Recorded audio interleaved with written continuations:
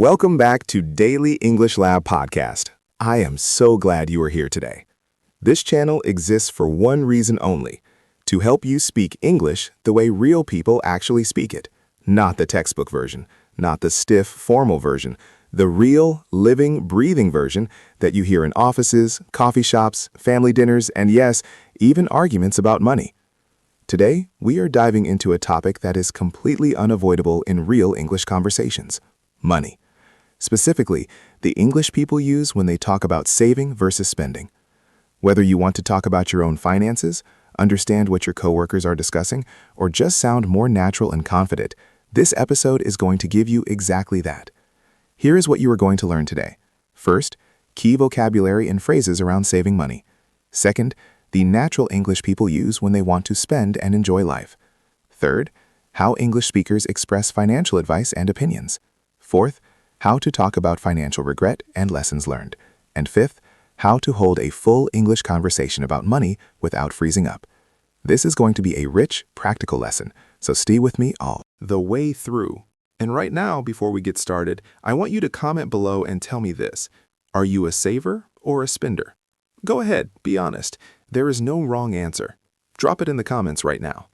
And if this kind of real, practical English is what you need, hit that subscribe button and ring the bell. Let us get into it. Let us start with the language of saving money. This is a huge topic in everyday English, and the phrases people use are colorful, practical, and sometimes even a little funny. The first phrase you need to know is tighten your belt. When someone says they are tightening their belt, it means they are spending less money, usually because they have to. Imagine a belt getting tighter around your waist. It is a little uncomfortable, right? That is exactly how saving money feels sometimes. A little uncomfortable, but necessary. You might hear someone say, "We had to tighten our belt after the holidays. We spent way too much in December." Another extremely common phrase is cut back on expenses. This simply means reducing the amount of money you spend in certain areas. For example, I am cutting back on eating out. I used to go to restaurants 3 times a week, but now I cook at home more. Notice how natural and conversational that sounds. A third phrase is put money aside. This one means to save money regularly, often for a specific purpose. I am putting money aside for a trip to Canada next summer. You can also say set money aside. They mean the same thing. Now here is one that might surprise you. English speakers often say live within your means. This means spending only what you earn and not more. It sounds simple, but it is one of the most important money phrases in English. My grandmother always told me, live within your means and you will never have money problems. Here is your first practice moment. Think of something you are trying to save money for. Now, make one sentence using one of these phrases. Say it out loud. Something like, I am putting money aside for a new laptop. Go ahead, say your sentence. Here's a quick memory trick. For tighten your belt, just picture someone making their belt smaller as their wallet gets smaller. Belt gets tighter, budget gets tighter. Same feeling, same direction. My friend David is a perfect example of this. He used to buy coffee from a fancy cafe every single morning, $7 a cup. That is over $2,000 a year just on coffee. When he realized that, he said, I need to tighten my belt and cut back on coffee. He bought a coffee machine and started making his own. By the end of the year, he had saved almost $1,500, all from one small change. So here is a question for you. What is one thing in your life you could cut back on right now? Think about it. And if you feel brave, share it in the comments. I would love to know.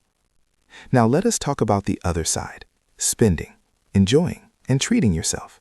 Because life is not just about saving, right? One of the most famous English phrases for spending on pleasure is treat yourself. When you treat yourself, you buy or do something special just for you, usually as a reward. I worked really hard this month, so I treated myself to a new jacket. Another powerful phrase is splurge. This is a verb, and it means to spend money freely, often more than you normally would. We do not splurge very often, but on our anniversary, we splurged on a fancy dinner. You can also use it as a noun. That vacation was a splurge, but it was totally worth it. Then there is the you only live once. You have probably heard the short version, YOLO. People use this to justify enjoying money in the present. I know it is expensive, but you only live once, right? English speakers also say, live a little. This is a friendly way of encouraging someone to enjoy themselves and not be so strict with money. Come on, live a little. It's just one concert ticket. Think of the last time you treated yourself to something. Make a sentence. I treated myself to... Say it out loud. Here is the memory trick for splurge. Think of it like a splash. When you splash water, it goes everywhere at once. When you splurge, your money goes out big and fast. Splash, splurge, both start with SP. My cousin Rosa is the queen of balance.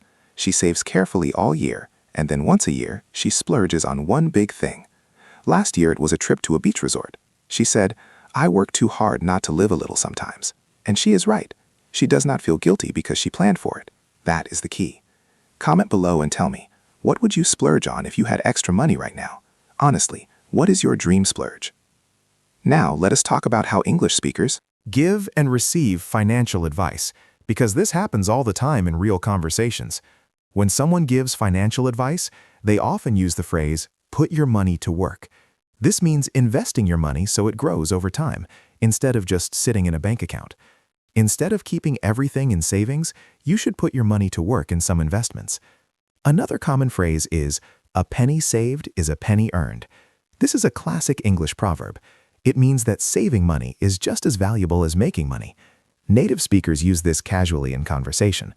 I know the cheaper option is not as exciting, but a penny saved is a penny earned. Then there is the phrase, do not put all your eggs in one basket. This means do not invest all your money or energy in just one place. Spread it out. I would not put all your savings in one account. Do not put all your eggs in one basket. When someone warns you about overspending, they might say, you are living beyond your means. This is the opposite of living within your means. It means you are spending more than you earn. If you keep using your credit card for everything, you are going to be living beyond your means. You have a friend who spends all his money every week and never saves. Using one of today's phrases, what would you say to him? Say your advice out loud right now. You might say, hey, you need to start living within your means. Or, maybe you should try to put some money aside each month. The memory trick for put your money to work is simple. Imagine your money wearing a little hard hat and going to a job. Money working equals money growing. Hard hat, money, work. Keep that image. Did you know that research on financial behavior shows that people who simply talk about money more openly with friends and family tend to make better financial decisions? Just the act of talking about it, in English or any language, helps you think more clearly about it. Which means every time you practice these phrases, you are actually training your financial brain at the same time. Now let us talk about financial regret, because almost everyone has a money mistake, and talking about it in English is surprisingly powerful. The most natural way to express regret in English is, I wish I had. For example, I wish I had started saving in my 20s. Or, I wish I had not splurged on that car. car. Another phrase is looking back. This sets up a reflection. Looking back, I should have put more money aside when I was younger. You might also hear, it was a wake-up call. This means an event or moment that made someone suddenly realize they needed to change. Losing my job was a real wake-up call. I realized I had no savings at all. Then there was the phrase, lesson learned. This is used after making a mistake to show you have understood what went wrong. I spent all my vacation money in the first 2 days. Lesson learned. Now I budget every trip carefully. Think of one small money mistake you have made. Make a sentence using I wish I had or looking back. Say it now. The memory trick here. Wake-up call is like an alarm clock for your life. Something rings loud, your eyes open, and suddenly everything is clear. When money shakes you awake, that is your wake-up call. A few years ago, I spent a lot of money on things I thought would make me happy. New gadgets, new clothes, eating out every day. And then one month, my car broke down and I had almost nothing. Saved for emergencies. That was my wake-up call. I started tracking every expense, cutting back, and putting money aside every single week. The lesson I learned? An emergency fund is not optional. It is essential. Has money ever taught you an important lesson? Tell me in the comments. I genuinely want to hear your story. Now, let us look at the 3 most common mistakes English learners make when talking about money. Mistake number 1, using economize too formally. Many learners say, "I need to economize." While this is technically correct, it sounds stiff and old-fashioned in everyday conversation. Native speakers almost never say this. Instead, say, "cut back," "tighten my belt," or "watch my spending." These sound natural and relaxed. Mistake number 2, confusing lend and borrow. This one causes real confusion in money conversations. Lend means you give something to someone else. Borrow means you take something from someone. If you need money from a friend, you say, "Can I borrow some money?" not "Can you borrow me some money?" Your friend lends it to you. You borrow it from them. Different directions. Simple once you see it. Mistake number 3, translating financial idioms directly from your first language.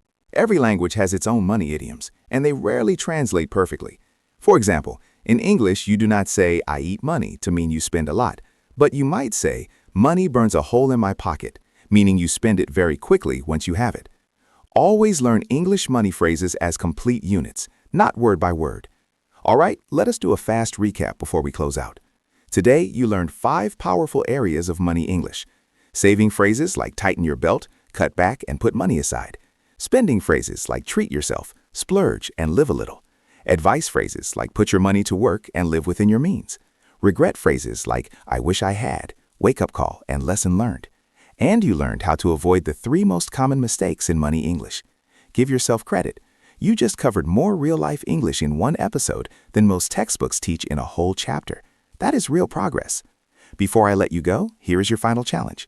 This week, use at least one phrase from today in a real situation. Maybe you tell a friend you are cutting back on expenses. Maybe you treat yourself to something small and actually say the words out loud. Or maybe you write a comment below telling me your money story using today's phrases. I will personally read every single comment. If this episode helped you, share it with one person who is also learning English. Your share could change someone else's journey. And if you have not subscribed yet, now is the perfect time. Hit that button so you never miss an episode of Daily English Lab Podcast. Coming up next time, we are going to talk about the English of job interviews, the exact phrases that make you sound confident, professional, and ready to get hired. You do not want to miss that one. Until next time, keep speaking, keep growing, and remember, every word you learn today is money in your English bank. See you in the next episode.